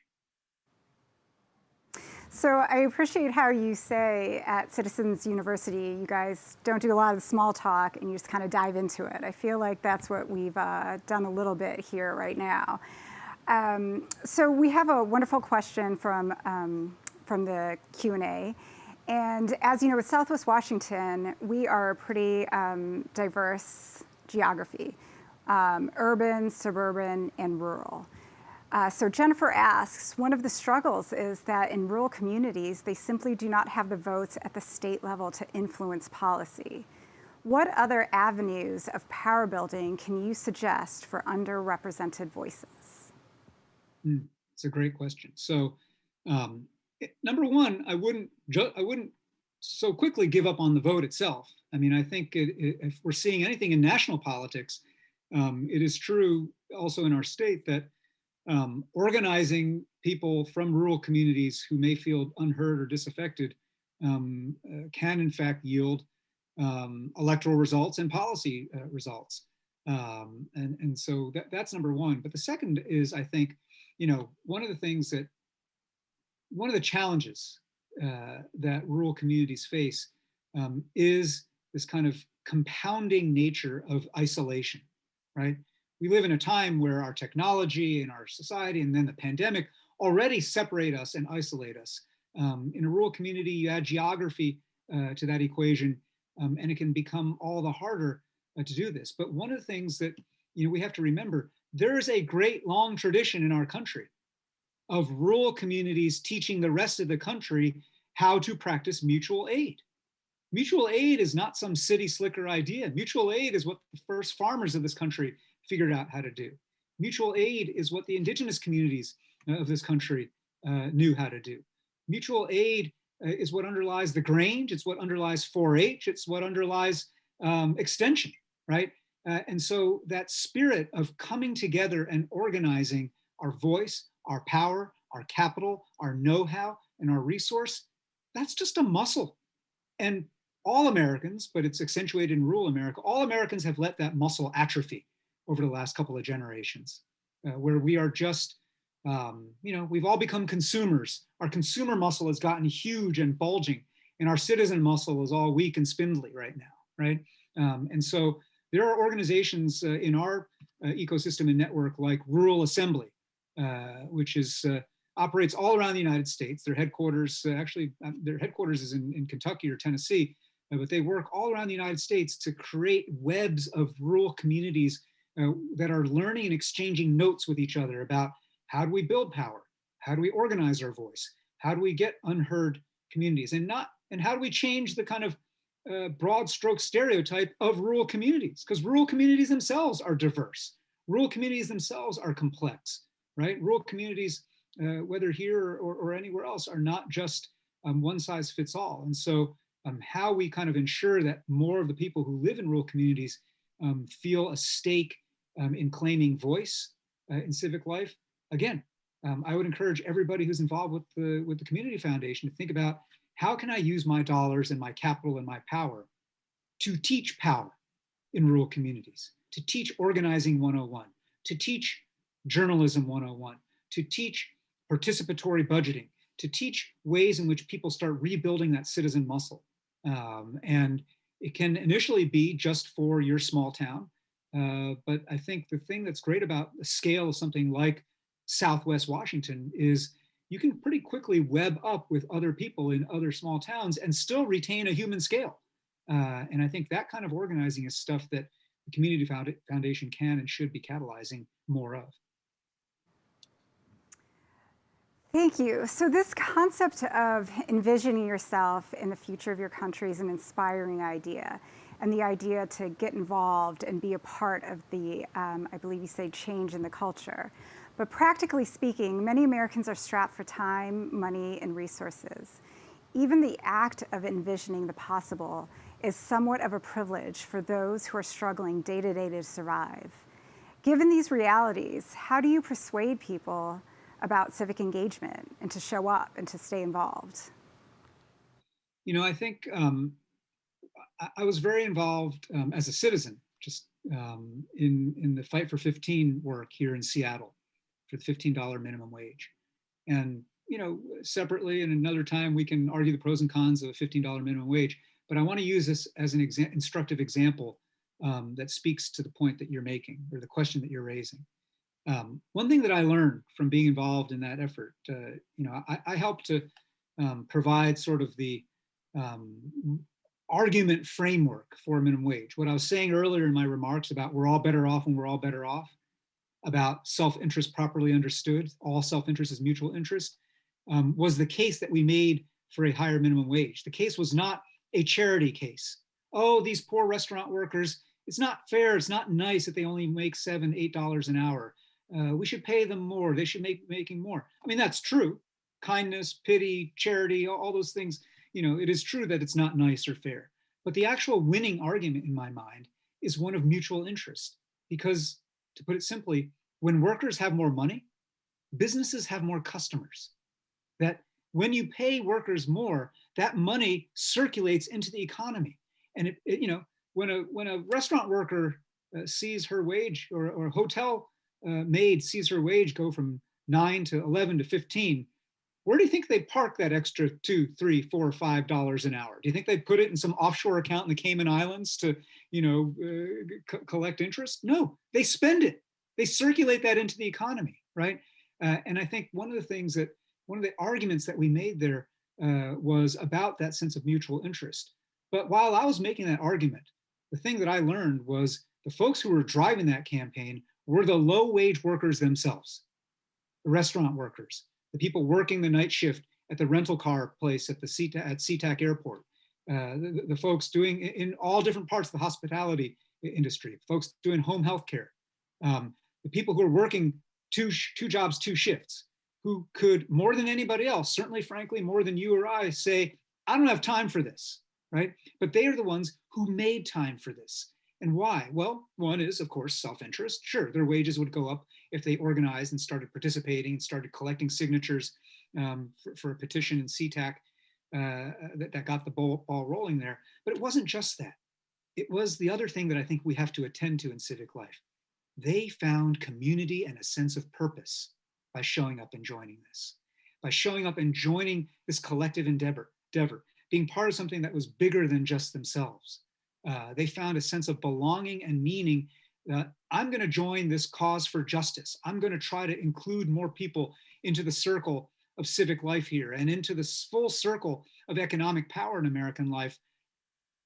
I'm going to make time for this because this is my friends, this is my colleagues. We're feeling more alive when we do this, right? And so I say that to partially dispute the premise of the question, right? People who often are short on time will make the time if they find purpose there. But I think the part of the premise that I don't dispute at all is that we as a society have to make more room and space for this. Workplaces have to be providing more time, we saw last election cycle in a positive way, more and more corporate workplaces saying, take time off to vote, take time off to study vote, how you're going to vote, take time off to, if you live in a state where you got to go to a ballot box, to an actual polling station to go vote, right? I think workplaces and other communities have to start creating more space and time for people to actually engage civically. Actually, one of the ideas that I would love to see take hold is something like civic leave, in the way paid civic leave, the way you have paid family leave, right? For time to show up and show up as a citizen and not just as a worker or as a consumer. But I think one of the things that we've all got to do is recognize that the true part of your question is that inequality makes it harder. This level of inequality we're living through right now in the United States does make it harder, and people won't have time to do it until they make time. And when they make time, watch out, because that's when this bottom-up groundswell happens on both the left and the right that we've been seeing across the United States since the Tea Party, since Occupy, since Trump, since Sanders, and that surge is continuing right now.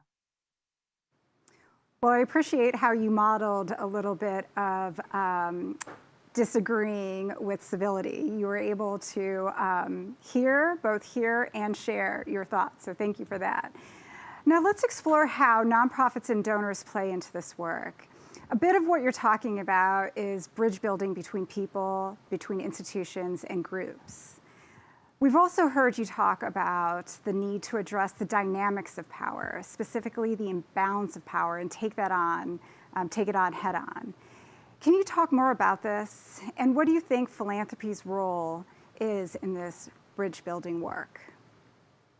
Well, I think you're naming two questions. One is about bridge building and the other is about kind of dealing with power imbalance. And so let me take those separately. On bridge building, like I said earlier, y'all have to start funding and accelerating efforts like Civic Saturdays and Better Arguments Project and Living Room Conversations and Better Angels and Listen First and all these entities that are out there now doing bridging work. Citizen University is part of a relatively new collaborative of both funders and practitioners called the New Pluralists. And you can go Google it and look it up. It's just launched fairly recently. And this is a network of several charter major funders from around the United States and an ecosystem of several dozen practitioner organizations that are all doing different kinds of bridging, rehumanizing, and depolarization work in the United States. I would encourage you to look at that, look at New Pluralists, look at that model, and then come back home and then ask yourself, how can we make something like that for Southwest Washington?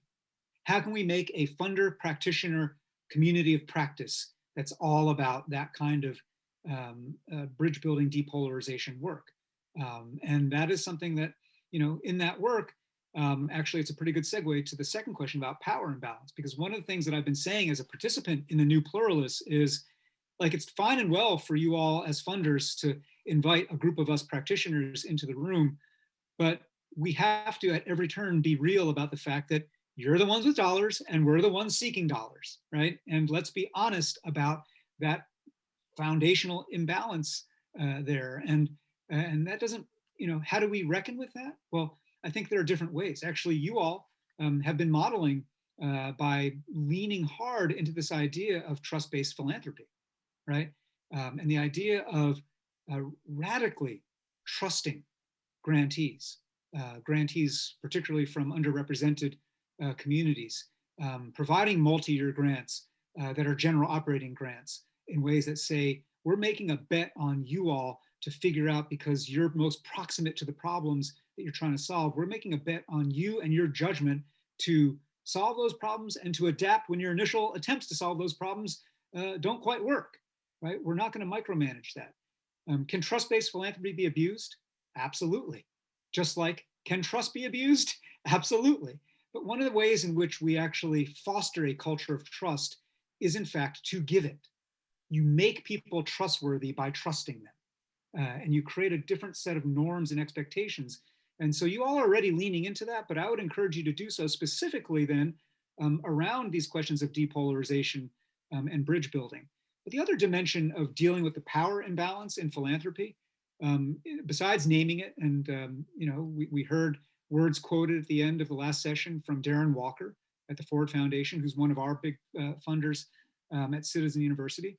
I think Darren really models in a great way being real without being kind of falsely humble, right? He's like, look, we're a big old foundation. We have a lot of clout. I'm not going to pretend that we're not. I'm not going to act like we're just, little old us at Ford. And we're going to start really top to bottom thinking about how we can make our processes not just trust-based, but far more participatory, right? And I think this other trend in philanthropy of greater participation, whether you call it participatory philanthropy or not, is, I think, a trend that you all have to accelerate. How can you get more collectives of more people on the ground to be your advisors, to be circles of people who are making decisions about how to allocate funds? It's awkward. It's rough going to get that kind of thing started at first. And in the year or so since George Floyd was murdered, there have been a lot of fledgling, sometimes clumsy efforts to throw a lot of money in perhaps overly trusting ways to networks of practitioners and activists who hadn't yet had the full opportunity to build that muscle. But that's okay.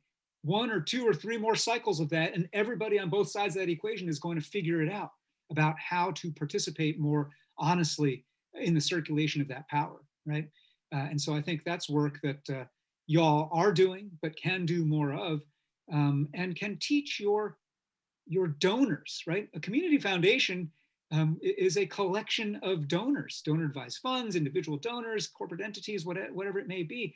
And the education that you can provide for those individual philanthropists is something that you can do as well about how to change those norms and narratives and that posture so that it's not just, hi, I'm wealthy and from on high, I'm going to bestow some of my largesse upon you. You better be grateful for it. If you're not, I'm going to manipulate you and I'm going to make you feel bad, right? I'm overstating it, but I think we all know and have all felt that dynamic in philanthropy. You all can teach all the people in your giving ecosystem to think about giving in a much more mutualistic, participatory, and trust-based way. Thank you. I don't know if there's a way to overstate the power imbalance that exists, so I appreciate you saying that. And it does feel like we're at this real inflection point from philanthropy to learn from the past as we move forward. So let's stay with this idea of power a little bit more. I've heard you talk, and I know we talk quite a bit about power, and is it or is it not a zero-sum game, and is it or is it not infinite? I believe you argue that power is not a zero-sum game, and growing the size of the pie instead of assuming there's a fixed amount seems like the surest path forward toward shared prosperity for our society. Yet in some places, to truly advance equity and inclusion, doesn't it mean that certain folks will need to cede a little bit of their power and give up their seat at the decision-making table to someone who has been denied that opportunity? I think it's a yes and. Philosophically, broadly, spiritually, I tend toward and make the case for non-zero, positive sum possibilities. And at the same time, I've worked in politics, I've worked in business. There are plenty of situations transactionally that are by definition zero sum. And if there's a fixed number of seats in a legislature, if there's a fixed number of seats, in some board entity, then yeah, who gets a seat at the table or who gets a seat in the legislature or who gets a voice in a particular arena may in fact be zero sum. But I think those situations are not as numerous as you think, and they're not as fixed as you think. It is possible literally to expand the size of the table. It is possible literally to expand the size of the legislature. One of the recommendations in that Our Common Purpose report that I mentioned earlier, the Commission of the American Academy of Arts and Sciences, which, by the way, here's a hard copy. I want you all Google that and look for that report because the American Academy, which was founded in 1780, has done something for the first time, which is not just issue this report, but make a 5-year commitment, funded commitment to help implement the 31 recommendations in this report over the next 5 years leading up to the country's 250th birthday. And among those recommendations are things that are structural changes as well as cultural changes. But one of the structural changes is literally to expand the size of the House of Representatives. by at least 50 members, but there's no reason why you couldn't expand it by much more than that. And when you do that, not only do you make that institution more responsive to constituents, but you also diminish the distorting effects of the Electoral College. And you also, I think, tell a broader story of it's not zero sum, right? And so I think one of the things that we've got to do is recognize, though, that whether someone instinctively responds in a zero sum or a positive sum way to something is usually not about rational thinking, is usually not about, I hear your point, Eric, that's a very interesting rational point, and I'm persuaded of the logic of it. People who have a response one way or the other have a response because it's an emotional, affective, psychological response. And again, the pandemic has both taught us, revealed to us, and exacerbated the ways in which, in an unequal society like the one we live in right now, hoarding is a very natural instinct and reflex. People have a scarcity mindset. And it wasn't just about toilet paper and disinfectant wipes and what have you. Those were the physical manifestations of a scarcity mindset that's been creeping into our culture for the last 2 generations. There's only so many slots at this good college. There's only so many good places in this school district, so I gotta get a job in this district so my kids can go to school here. There's only so many this and that. And all of these things are the product of a society in which the top 1%, the wealthiest few of us, are detaching from the rest of America. And that detaching is making a cascade of anxiety, of status anxiety, up and down the chain of American life. And many of the people who are in the community of the Community Foundation of Southwest Washington are in that 1% who are detaching. And so I'm holding up a big mirror to you, right? Of it's not enough to detach and then pay your penance, your kind of tithing back to the community while you kind of put up your walls, figurative and literal, around everyone else's problems. This has to be a time where you lead by example and recognize that in this kind of age of inequality, people are going to be scarcity minded, fearful of loss, risk averse. People are going to be far more attuned emotionally to what they might lose than what they might gain. And so you can't sell anything in a positive sum way unless you first acknowledge that fear and that pain. And I don't have to tell you in communities that used to be logging communities, communities that used to be fishing communities. I don't have to tell you in places that have been deindustrialized across our state and across Southwest Washington about those struggles and about those worries. I don't have to tell you about the ways in which opioids fill the void that gets created when that sense of identity, dignity, meaning, and purpose gets stripped away from people in an age of inequality, right? So before I even try to sell people on, no, positive can be, power can be positive sum, like we can all have a seat at the table. Before I even try to do that, I first want to spend a lot of time, 80% of the time, just unpacking, why are you scared? Why are you scared? And people initially say, I'm not scared, I'm tough, or I'm not scared, my family's been dealing with it. And then no, why are you scared?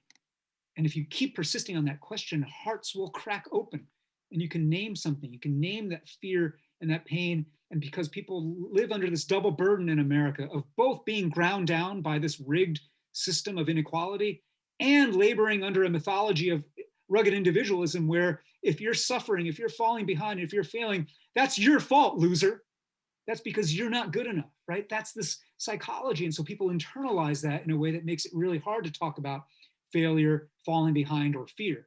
And so we have to name those things before we can get to any of this broader conversation, whether it's about class and certainly if it's about race. Well, I'd like to thank you for pushing my own thinking on the realm of what is possible. And reframing the narrative around power and zero sum. One of our community members is bringing up the concept of accountability and is interested in hearing your thoughts on what she perceives as being commonly thought of as a negative. And how do we help call that narrative into critical examination? I wish there was a way to hear the person asking that question to unpack it a little bit more, because there's a lot of ways I could interpret that. Accountability, there's accountability in the sense of too many of our leaders are unaccountable for the consequences of their words and actions.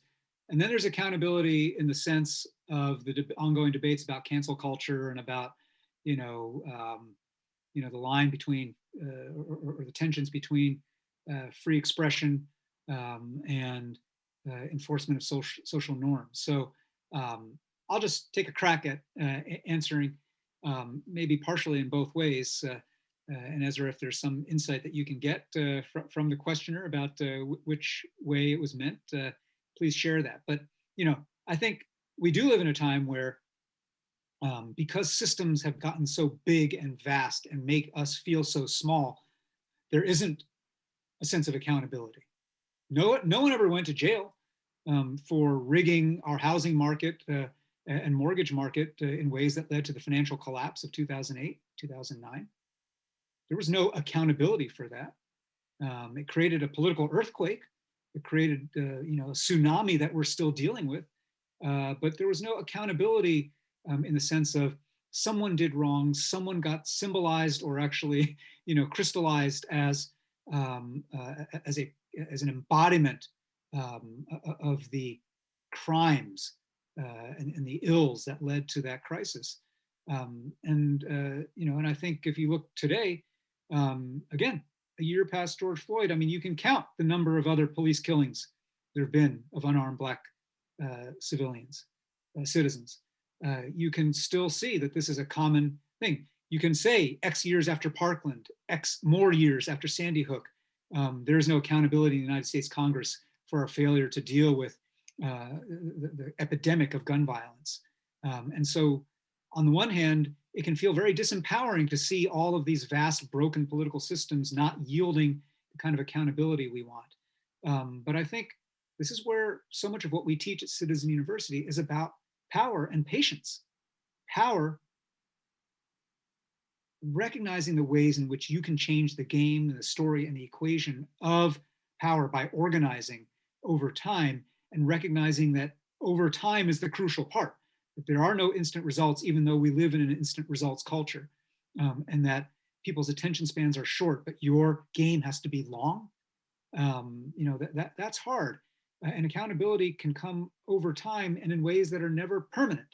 So that's one half of the accountability equation. But the other meaning that maybe I was intuiting, that's more about kind of cancel culture and the rest, and the ways in which, for all its excesses, cancel culture is a positive because people who've essentially gotten away with being racist, misogynist, other kinds of bullies and bad actors are now being held accountable. Yes and no. I think there is a certain vicarious thrill, I suppose, to seeing Harvey Weinstein brought down finally. After all these years in which he was untouchable because of all of his accumulated power. And it is on some level inspiring to realize that nobody is, immune at the end of the day to some level of accountability. But the kind of surface kind of addiction to rage and outrage that kind of culture both rewards and feeds is something that I think is dangerous and presages a deeper sickness in our civic life. And I think put aside constitutional questions about speech and whether someone should be able to say something that offends other people. I happen to think that we as a society are too quick to take offense right now and too slow to forgive and to listen and to understand. And that these are tools that are needed if we want to actually humanize people. But at the same time, I recognize that, you can humanize someone who's committed an injustice and still demand accountability for the injustice. There's a both and here. And so I think, again, without fully understanding the angle of entry of the question, I hope I've touched on some of what might have been intended there. But I do think that for us right now, I've used a word a lot over the last hour and a half, and that word is responsibility. And the question is, how do I take responsibility? How do I hold up my corner of what's going on in this ecosystem here? And how do I set off a contagion of the kind of norms and behavior and attitudes that I'd like to see more of? And I think that's a big part of what we can all do to live like citizens. And it's what you and philanthropy have the great power to do at scale and to accelerate at scale. So thank you for answering that question so holistically. We weren't able to get the feedback to unpack it further, but you talked about it in such a broad way that it gave us a lot to think about. So obviously we're connecting virtually today. This is one of many ways organizations have adapted during the pandemic. I'm wondering, given your experience at Citizen University, what you've learned through the pandemic, and as we hopefully re-enter social life, how do you think what we've learned, what we've seen, how we've cracked open, how will this change our approach to civic life? And in some ways, maybe, what is your hope for how it changes how we re-enter civic life? Well, I think one of the things that we've learned in our work is that people are hungry for connection, belonging, shared meaning, common purpose, and people will find it one way or another. People hopefully find it in some of our work and Civic Saturdays. And by the way, I want to invite all people listening and participating today to check out our work, citizenuniversity.us. Apply to our Civic Seminary and Civic Saturday Fellowship program, where you can be taught to lead these gatherings in your own community, or look for gatherings like these in your community. But one thing we learned during the pandemic was that even though everything got brought onto Zoom, that people were actually even more eager to join than they'd been when it was in person. And they were so feeling otherwise isolated that they needed this sense of belonging and community. And some of our Civic Saturdays that were held virtually and online were some of the most moving, emotionally impactful, mind-opening and heart-opening gatherings that we've organized in all the years we've been doing this work. And so that to me says that there is that deep underlying yearning that too few institutions are actually responding to. And if institutions don't respond, that yearning will find its outlet, right? QAnon is one exhibit of how that yearning for shared meaning, belonging, and a kind of a cosmology of purpose people will find something like that to satisfy that urge. That's one learning. I think the other learning is this, though, and that is that,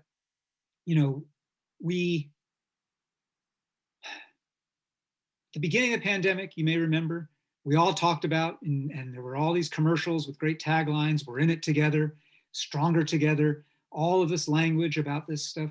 And similarly, in the immediate aftermath of George Floyd's murder, all of these organizations, unlikely organizations, big corporate organizations, sports leagues, professional sports leagues that had been resisting it for a long time, all started saying Black Lives Matter, all started and in both cases, that initial surge of fellow feeling, that initial surge of shared story and common purpose subsided. And in both cases, people just kind of went back to their daily lives, retreated back to their private pain. And I think one of the great lessons, one of the things that I anticipate now as the pandemic is, as we can begin to see the beginning of the end, is that people will be a little too quick to forget the good lessons that we learned. People will be a little too quick to skip past the mutualistic spirit, to skip past I was brought face to face with the suffering of other folks, and that changed me. That people are going to be too quick to want to, have a fun summer, have romance, have travel, do all the stuff that, me, that I get to indulge, that I didn't get to do during this year of suffering, or having to just wait while others suffered. And so here again is where I think the role of catalytic citizenship matters. I don't say leadership, because I don't count on people with titles as leaders. I count on people who are catalysts, the people who won awards today, right? Meryl and Anna and others. I don't know that they had a title that gave them authority. They were just people who showed up, and people who said the right things, who stitched people the right way, who kind of invited people into different space. We've got to catalyze reminders, booster shots, if you will, of that civic spirit of we're in it together. We need to find constructive ways to seek out common purpose. Let's not just kind of fast forward to pure, selfish, entertainment-oriented, pleasure-oriented indulgence. That we've got to kind of remember all the pain that was laid bare, and remember that the pain didn't go away for a lot of people in our community. That, I think, is the challenge that we face. But I think it's a good challenge, and I think we're ready for it. And I think folks like your community foundation remind us that we are ready for it. Well, that feels like a perfect place to end on. I feel you've given us so much to reflect on, and you might have activated a few democratized citizens. It has been an honor and an absolute privilege to dive deep on these topics with you. And I'm sure I speak for everyone when I say that I have a lot of homework to do myself. As a reminder to everyone, you can find a link to Eric's books below, including the most recent, which is titled Become America: Civic Sermons on Love, Responsibility, and Democracy. Eric, thank you so much for your time, your thoughts, and all the work you're doing to engage us as citizens across the U.S. It is truly inspiring, and I can only hope we find ways to partner in the future. Maybe there are a few folks out there already planning to organize a Civic Saturday in Southwest Washington. We really do appreciate all that you do and are proud to have you here in Washington with us. Thanks also to everyone in the audience for your thought-provoking questions and kind words throughout today's programs. We are so grateful that you've spent the afternoon with us, and I hope you use the inspiration of today as a springboard for the work ahead. We hope to see you soon in person as well. Stay well, do good.